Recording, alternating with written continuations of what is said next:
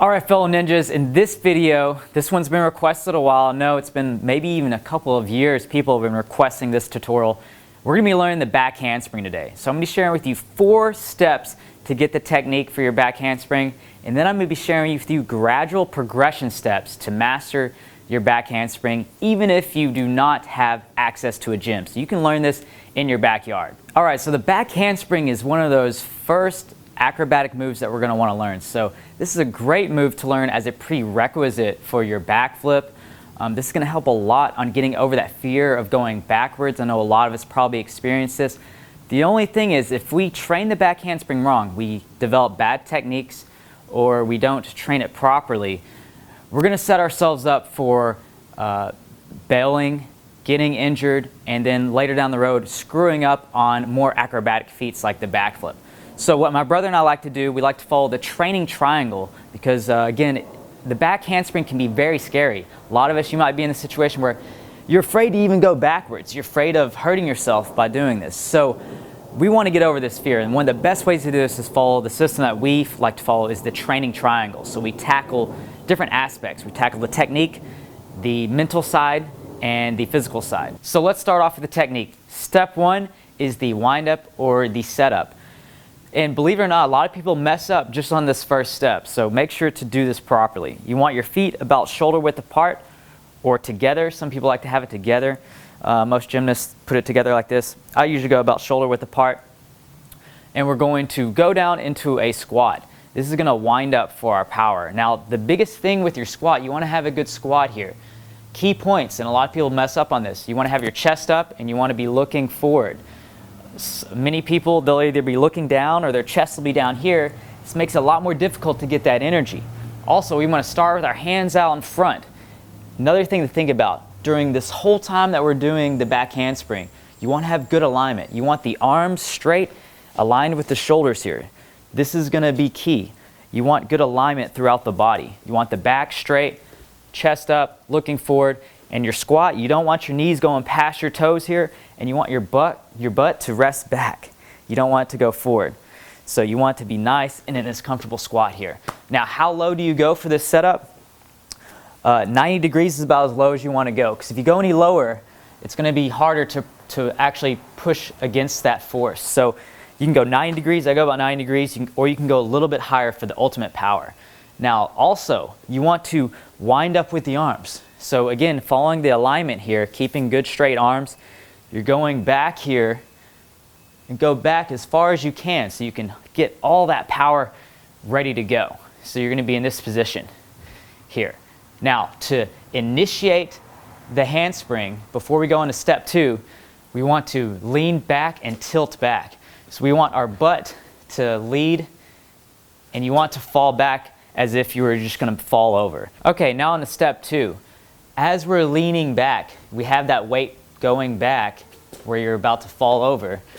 We're going to throw the arms back and the shoulders are going to go by the ears here. Now, a lot of people make the mistake of when they're throwing back, they'll throw their head back first. And this is setting you up for a lot of problems here, a lot of bails, a lot of mistakes. Because once you throw that head back at this point, you're throwing all this alignment out of place. And you're going to set yourself up for jumping too high with your back handspring, and again, throwing this alignment off. So what we want to do is make sure to throw our arms to our ears here. And at the same time, as our arms are going up to our ears, as we're falling back, we're going to jump off our legs or straighten our legs. Now, the power that you use to jump here depends on how much power you want on your back handspring. Of course, the more jump you put into it, the more power you can have, and the less power. So at first, you can just go into it, but the key thing is when we're throwing back, you want to throw it a diagonal here. So we're not throwing into the arch yet. We're throwing the arms close to the head or the ears here, and into that diagonal here. So legs are straight, arms are straight, and you're in this position. Once you hit that position, that's when you bring your head back. Once your arms hit your ears here and you're in that diagonal position, that's when you put your head back and you go into the arch and you arch the back. Now, one thing I want to touch on is during the takeoff point or the jump, you're going to keep your core tight. everything here, your butt tight, your core tight, and you're in this position here, good, nice, hollow position, and that's when you go into your arch. Now, a lot of people wonder, how much distance do I need to get? Like, if I'm jumping from here, how far do my hands need to land to have a good back handspring? Well, the usual distance is 3/4 of your body length. So where you're standing from, if I'm jumping from, let's say here, if I lay down, my hand should land 3/4 of my body. So right here around where my chest is. So your hands should hit here, and then from your hands, your feet should hit the same distance across. So you want good distance with your back handspring. So we're shooting back like we talked about. Okay, so back to the step. Step 3, you're going to land in that handstand position. You'll notice you're going through these positions here. You're going squat, hollow position, arch, handstand position, or at least close to a handstand position when your hands hit the ground. And then that's when we perform step 3, and that's the snap down. Once we're in that handstand position and you've landed on your hands, we're going to snap down with the legs. What we're going to do and how we do that is, once in this handstand position, we're going to bend at the hips and we're going to snap down. Then once you perform your snap down, you're going into step 4, the landing. And the landing is very crucial for if we want to go into a backflip after this, or we want to continue this power. It's important that we get the landing correct. So on the landing, what we want to do is first land on the balls of the feet. So right here, we want to absorb here and absorb with the ankles. We don't want to bend with the knees here, because that'll take away some of the power. We want to keep a slight bend or keep the knees straight here so we can take this power and continue it. The other thing we need to do with our landing, and this is probably the biggest thing, you really want to make sure to do this, is have our arms and shoulders next to our ears when our feet hit the ground. So from the handstand position, when we perform the snap down, because from the handstand our arms are still by our ears here, we want to keep them here all the way to the landing here. And this takes some practice to get that coordination and get it to where you can have your arms already in this position when your feet land.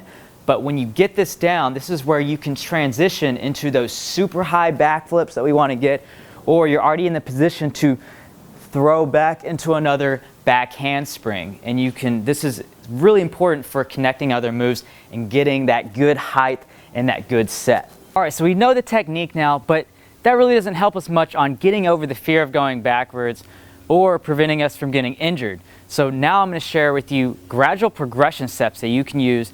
The first method I'm going to share with you is a way that you can do it if you have access to mats or a gym and a spotter. So first, we're going to divide this into the pieces of the puzzle. First, we're going to develop the setup. So find a wall, and we're going to get into a 90-degree position against this wall here, or a little bit higher, just like you would for when you're going back into your back handspring. And then what we're going to do is stand up and slowly work on, from this position, going down, finding that spot against the wall, and throwing the arms back close to the ears. So what this is going to do is just help us get comfortable getting that good technique with driving back with the hips, getting in that squat position, and getting comfortable with that position of getting in that spot where we're going to be falling backwards, just like we do for our back handspring. Going down, getting that position, throwing the arms up close to the ears. Now the second progression is going to use a mat here. You want the mat to be about waist level, so in this range here. And what this is going to help us do is the second part. This is going to help us throw diagonally and get into that hollow position and work on, just getting that good technique for our jump. So what we're going to do here is, again, find a nice soft mat. I just stacked up some stuff here. You can use a mat at a gym or whatever, but we want to stand at a distance where we can throw our arms back. We can really work on that wind up now on this. And what we're going to do is throw back and land in that nice hollow position. So landing in that diagonal position. And what we want to do is hit this mat flat like a board. So this is where we're going to really utilize tightening up the core, tightening up the glutes, having the arms next to the ears. So this is perfect for working on that jump. So again, make sure your arms have enough space here, and we're going to jump straight back in a diagonal and land on the mat. and landed just perfect there. You want to land, just with your legs barely hanging off here. Just a little bit of hang right there. And we're just going to do this about 10 times. Just get comfortable throwing and landing into that position. You want to land like a board on this mat here. Make sure I'm far enough here. All right, now the third progression. We've gotten our setup, we've gotten our jump, and now we're working on the snap down. So this is where we're going to work on our handstand, and what this is going to do is going to help us because we're going to be elevated on this. So that way we can really dial in the technique, and if we have mats, we can use little 1-inchers here and perform this very safely. So what we're going to work on is holding that good handstand, arms close to the ears, core tight, and then bending at the hips and snapping down, and then working on that landing. So landing on the balls of the feet, having the arms up to the ears. And what we're going to do is start off just gradually. So we're going to start off just with a handstand and a snap down. Okay, and then as we improve, we're going to go a little bit further and also add more power and work on getting that snap. So handstand, up, handstand, until we can get a nice good snap and really bounce up with it. And that's where we get that good rebound. So we're going to train all these together, and then we're going to move to a spotter working us through the entire back handspring. All right, so you've gotten those pieces together. Now we're putting it all together with a spotter. So if you have a trusty spotter, you want to use these type of techniques here. So what you're going to do is, and I didn't really like spotters when I was doing this. I was afraid of, because one of us, we would always end up throwing each other on our heads or something. So we just didn't do spotters. But if you do want a spotter, this is a technique you can use. So we want to have a lot of control with his body here while he's doing this. So the best spot to have control is to have a hand on his core, particularly the lower back region here. This gives you a lot of control. Another thing you want to think about is how do you get enough strength to actually help him out? Well, you want your arms, you want to have your elbows tucked in, and you want to use your chest and your arms and your shoulders here all in one. So you can really use your body structure to help lift him up. So notice my elbow will be down here, my palm will be here, and I can help lift him up. The other thing you can do is, once the hand's here, as he's going back, you can assist by grabbing his thigh or his leg here and help flipping over. So you have this motion here.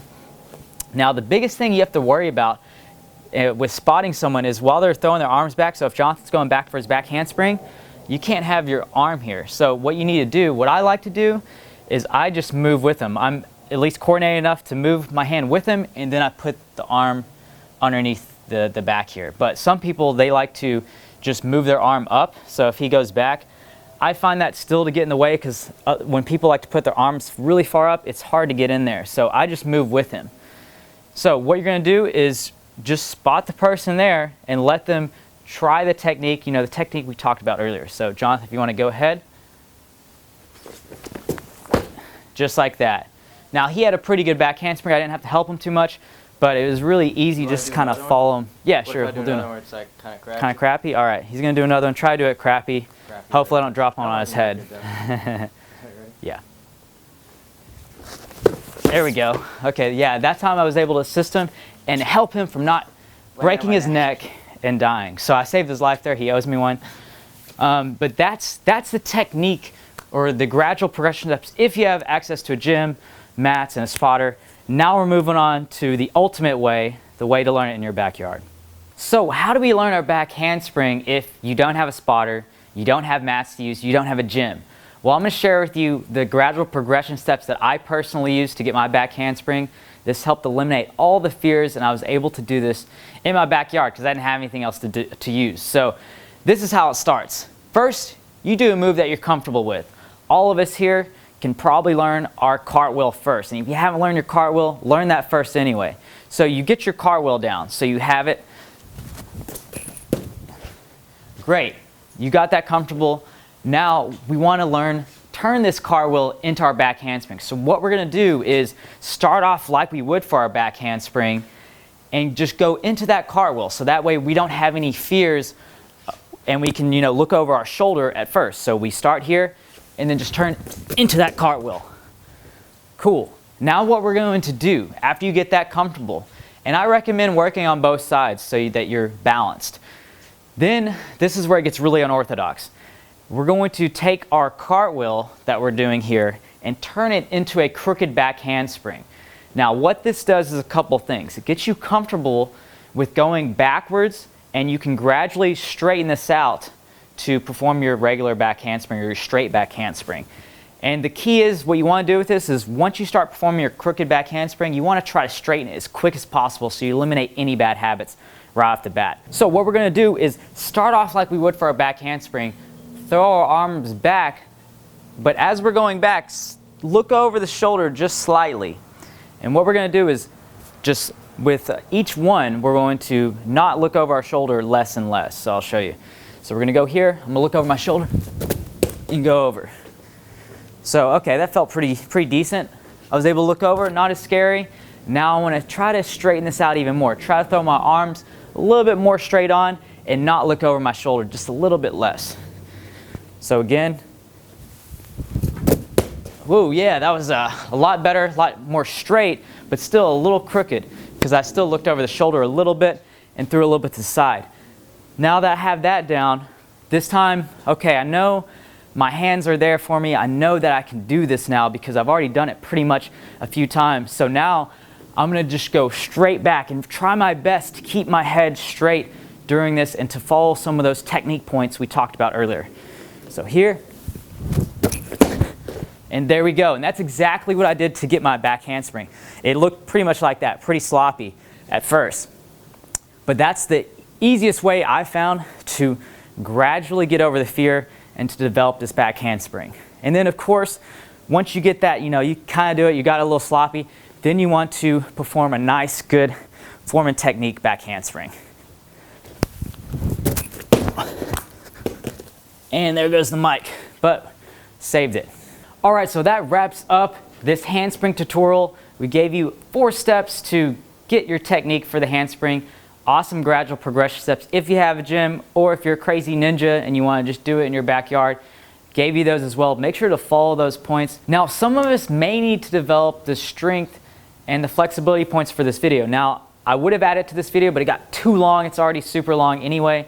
So what I'm going to do is I'm going to give you access to the physical side. So if you need to develop the strength, the flexibility, you can click the link down in the description and get access to this video. Now, if you're in our Parkour Academy, our online academy, you don't have to worry about it. You're going to get access to it regardless. But if you're watching this on YouTube, click the link down below. Check that out because I don't know how long I'm going to have it available on here. If you happen to click it and it's not there anymore, I'm sorry. But yeah, if you need to develop that physical side, download that video below. Train safe. Make sure to subscribe to the channel for more videos like this. Also leave a comment below because we will read it and check it out. And I'll see you in the next video.